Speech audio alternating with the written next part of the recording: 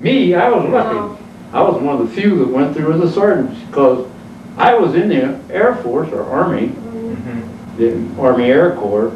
When I was a mechanic, they made me a sergeant. Then I take up flying, I don't lose my rank, whichever paid the most money, and a sergeant got more money than an air cadet. I went through the cadet corps as a sergeant, a flying sergeant. And then when I was commissioned, I became what they call a flight officer, a warrant officer. Then I go to second lieutenant, then I go to first lieutenant. But anyhow.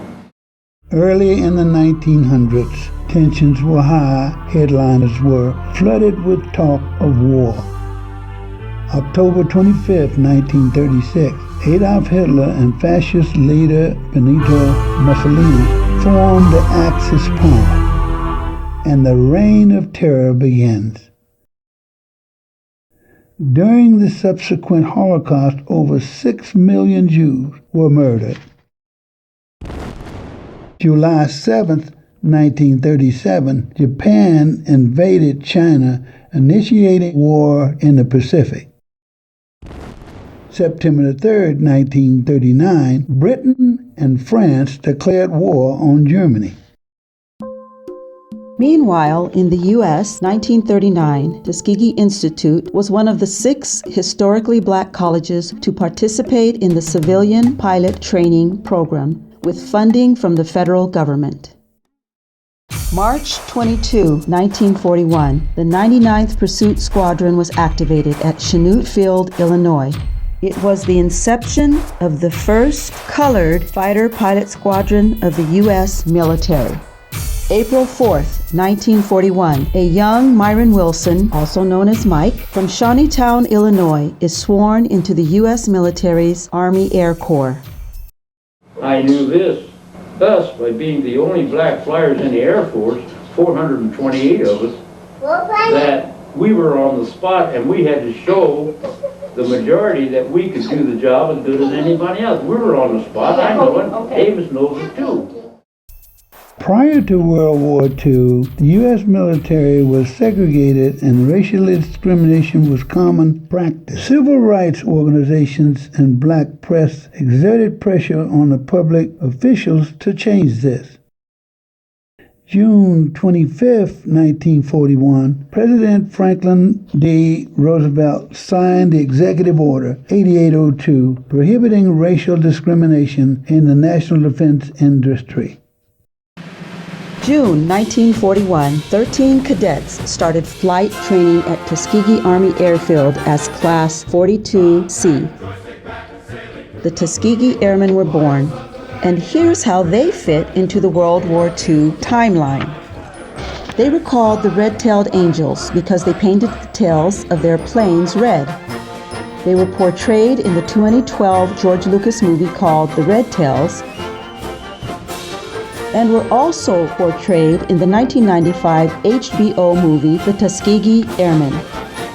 Stationed at Moton Airfield in Tuskegee, Alabama, black pilots were unheard of at that time in history. Many doubted their ability to succeed. Yet, in time, they proudly earned their flying wings. Myron Wilson was one of those Tuskegee Airmen. There were 996 original Tuskegee Airmen, which included pilots, bombardiers, and navigators, but less than 250 of them actually flew in combat. They would train to fly the P-39 Airacobra, the P-40 Warhawk, the P-47 Thunderbolt, and what became their favorite, the P-51 Mustang. Equipped with 6 50-caliber Browning machine guns, they were ready for defense. December the 7th, 1941, Japan bombed Pearl Harbor at 7:48 in the morning. The U.S. military base was attacked by 353 Imperial Japanese fighter planes, bombers, and torpedo planes. The base was decimated. December 11th through the 13th, 1941, Nazi Germany and its Axis partners declared war on the United States. January 1st, 1942, Allied forces declared war on the Axis power. February 19, 1942, the 100th Squadron was activated. On March 7, 1942, the first 5 African American pilots graduate flight training at Tuskegee Army Airfield as Class 42C. April 1942, Japanese Americans were sent to war relocation centers. October 13, 1942, the 301st and the 302nd Squadrons were activated. The 332nd Fighter Group was activated by combining the 100th with the 301st and the 302nd Fighter Squadrons. They were called the Tuskegee Airmen.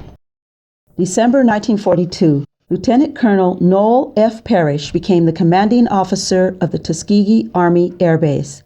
He allowed more desegregation on the field than any of his predecessors. Myron described Colonel Noel Parrish simply as a good man. January 27, 1943, was the first bombing raid by Americans on Germany at Wilhelmshaven. July 2, 1943, Captain Charles B. Hall is the first Tuskegee pilot to down an enemy aircraft.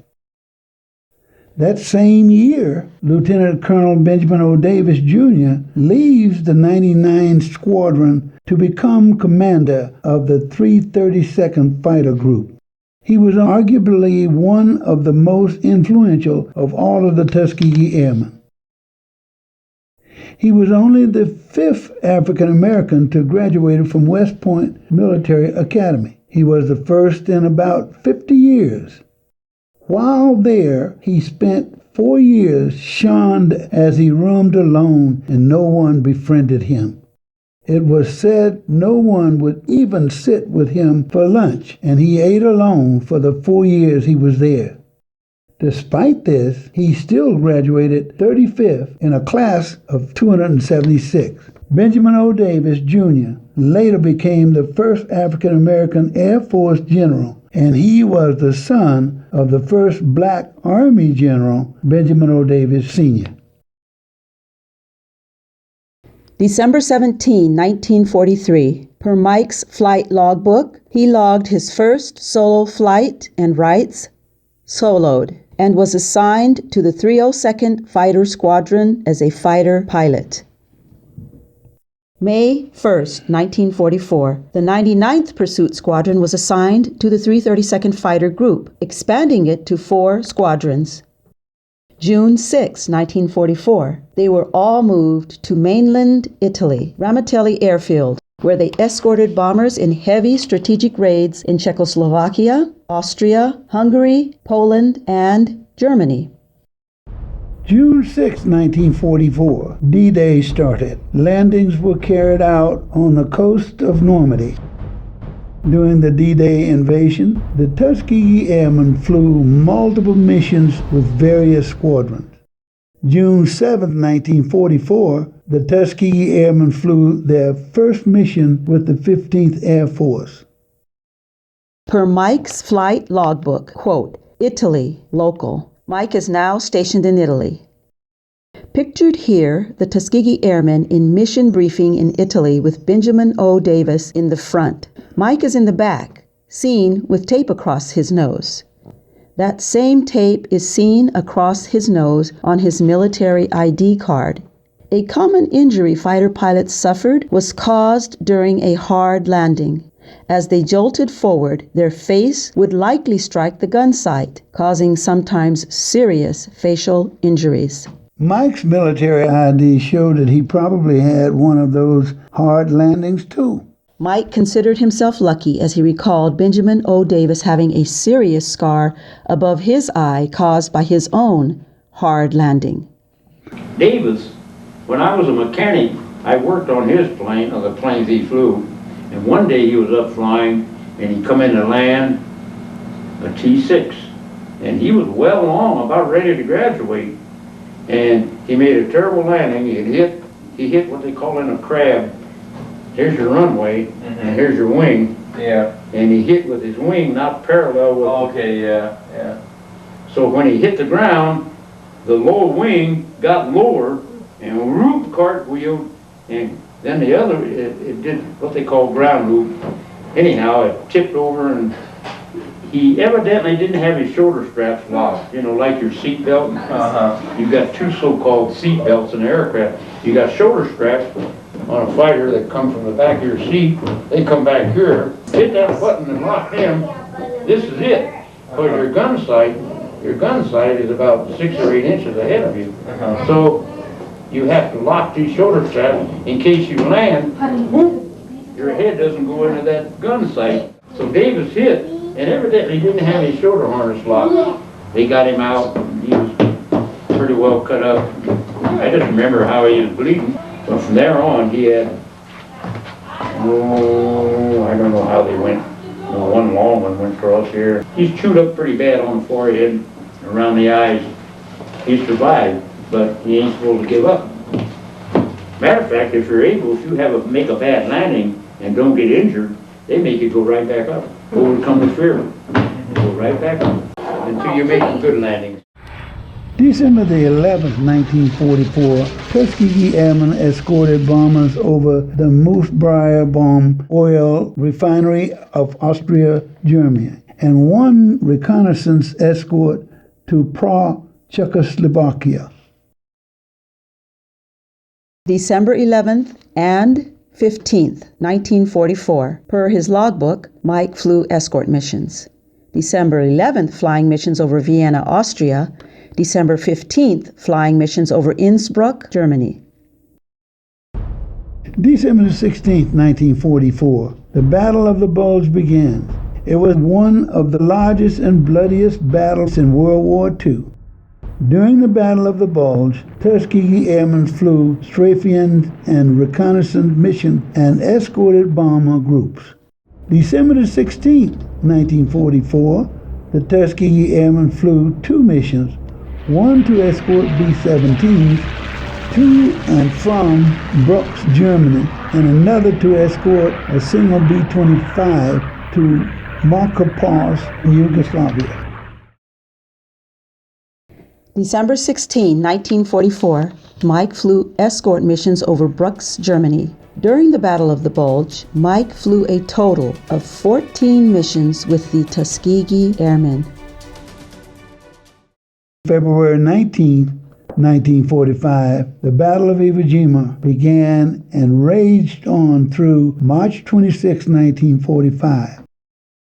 The Battle of Iwo Jima is memorialized in this renowned picture of Marines raising the American flag. During the Battle of Iwo Jima on March 15, 1945, the Tuskegee Airmen flew 2 more important missions.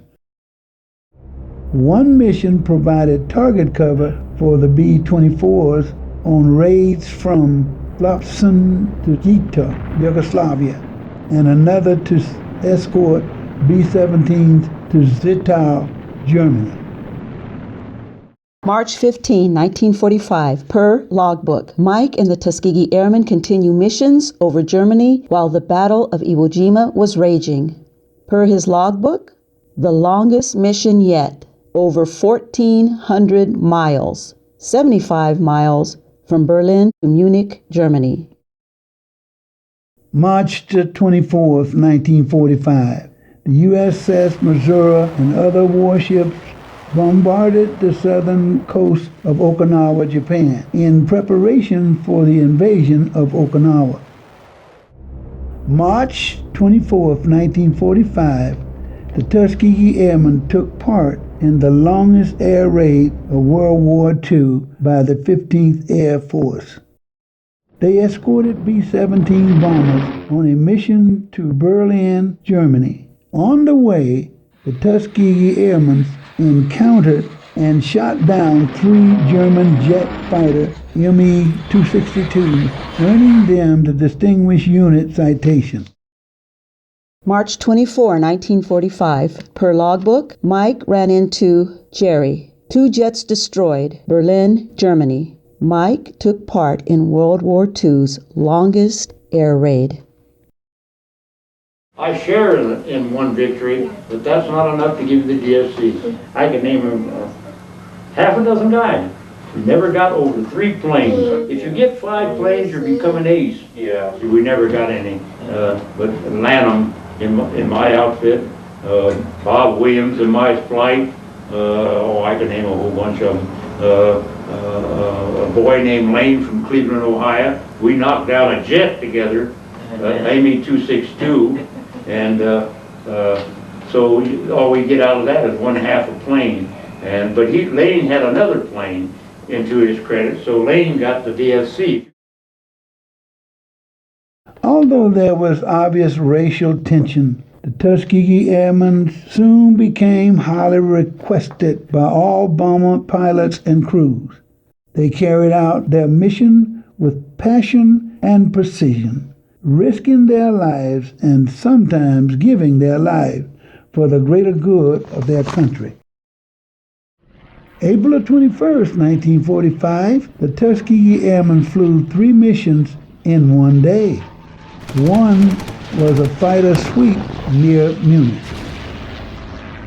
April 21, 1945, per logbook, Mike flew the fighter sweep mission. His log indicates, quote, fighter sweep, PO and Udine Valley, Italy. April 22nd, 1945, the Tuskegee Airmen escorted a photographic reconnaissance aircraft over Brno, Czechoslovakia. On the same day, they conducted an armed reconnaissance mission over northern Italy. April 22, 1945, per his logbook, Mike flew strafing missions that day, quote, strafing PO Valley. A strafe is a military practice of attacking ground targets from low-flying aircraft using aircraft-mounted automatic weapons. April 26, 1945, the Tuskegee Airmen flew 2 missions. One escorted a P-38 on a reconnaissance mission over Prague, Linz, and Amsterdam. On that mission, the group encountered German Me-109 fighters. The other mission that day was the Tuskegee Airmen final bombing escort on raids over the ammunition storage dump. April 26, 1945, the Tuskegee Airmen scored the last 4 aerial victory credits in the Mediterranean theater of operation. These were the last aerial victories of the Tuskegee Airmen during the war. April 26, 1945, per logbook, Mike flew in the last mission of the Tuskegee Airmen, quote, Photo Recce, Linz, Praha, Amstetten. It was also Mike's last mission of World War II as the war began coming to a close.